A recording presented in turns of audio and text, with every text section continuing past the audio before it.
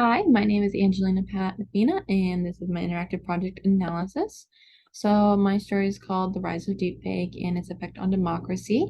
And so what it's about is this form of covering up people's faces through using one human's face on a movements of another, like applying a mask in this format called deepfake. And the story is about how it's starting to become alarming with the rise of its use, especially in politics, with celebrities being made out to say something that they didn't actually say. For example, the article opens up with a about talking about a Jimmy Fallon clip where he's dressed up as Donald Trump, and there is another person dressed as Barack Obama, and they both sound very similar to the character. And it's later turned into a deepfake to make it look like both these politicians were actually saying that, like we're actually having that conversation. And so the website dives into how deepfake has been used in the past and how it's caused some damage to the fake news world. These are the different types of media that it uses. And so I want to go through the website and kind of talk about each one. The main one being its hyperlinks, because a lot of these are included within the hyperlinks. So this is the website. It's an article from The Guardian.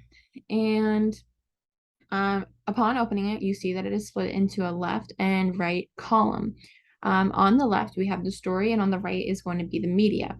I really like this layout because it gives your eye a break for a minute. Like if you like are totally like tired of looking at the story, you can like look at the media on the right to kind of see how it's correlating with the story, because the media on the right changes with the story on the left. So like I was saying, it opens with the Jimmy Fallon clip. So this is just like a small, like kind of like GIF of that clip. But if you actually were to click on this link right here, it would actually bring you to that YouTube video. And a lot of the hyperlinks lead to different news stories, YouTube videos, Twitter, Facebook, all these different forms of like social media, basically. And so as you see, I just scrolled a little bit and it changed the media on the right. This one's a little bit different because it does a combination of a video clip and a combination of different um, like headlines and tweets. And so you can actually go through here and like exit these if you don't like them. This one doesn't work for some reason. But this is correlating with what's been being said here. And then they actually do reappear, which is nice because if you wanted to see what it said before, it comes right back up. Um, so the one thing I don't like so far about this is the green. It's just something about it to me, like it doesn't like scream professionalism. So I would have personally chosen like a different color, or maybe like have it bolded or something. I just feel like the lime green just isn't really a great appeal. Um, but it does catch the eye still. So as you keep scrolling, you have these different media formats still popping up. So this one is just a bunch of different pictures that are examples of the deep fakes.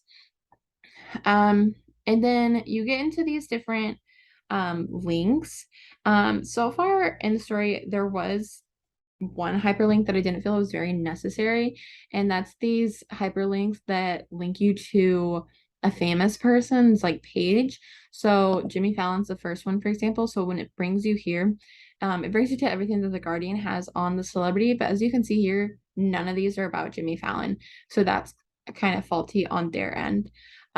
So if it doesn't really relate, then I wouldn't put it. But then like they have one about Jimmy Fallon, but they don't have one about Donald Trump. So how they like figured that out, I'm not sure. Um, but if you're scrolling down again, let me get down here. This is the next type of media that pops up. So this is actually a grab from a Deepface Lab website that a lot of people use to make the deepfakes. I could not figure out how to get this to work. I tried a lot. It looks like you should have some kind of audio. You're able to type in there, but nothing happens when you do. So some directions of that would have been nice, or maybe a link to that website would have been nice, because this one is just embedded in this article. And then you get into like more um, of the deep fakes, with Nicolas Cage being used a lot because he is very popular to deep fake, which this story talks about a lot.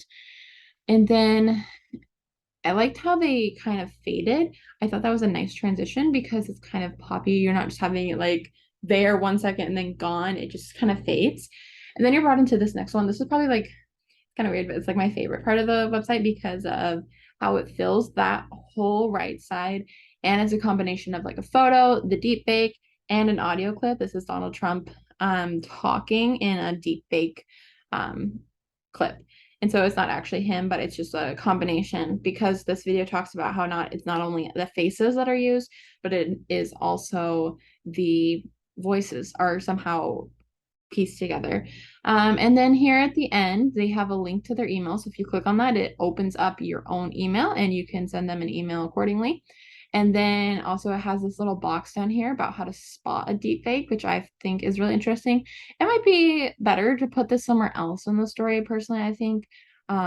Or maybe even having an interview with like a professional about how to spot these.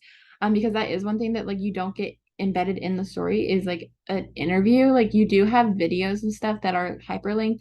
But I wish I could have seen like an interview with a person in this like section on the right.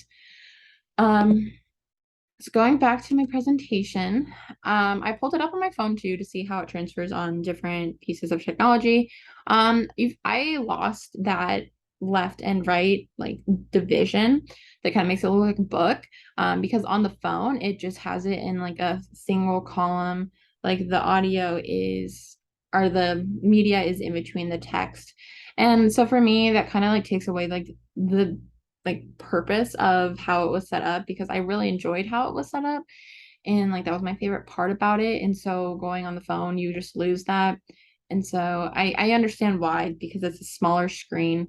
But being on the computer, I feel like you get a different sense of like fulfillment with how the media is interacting with the videos. But at least the media does link with what's still happening in the story. So that is well laid out there.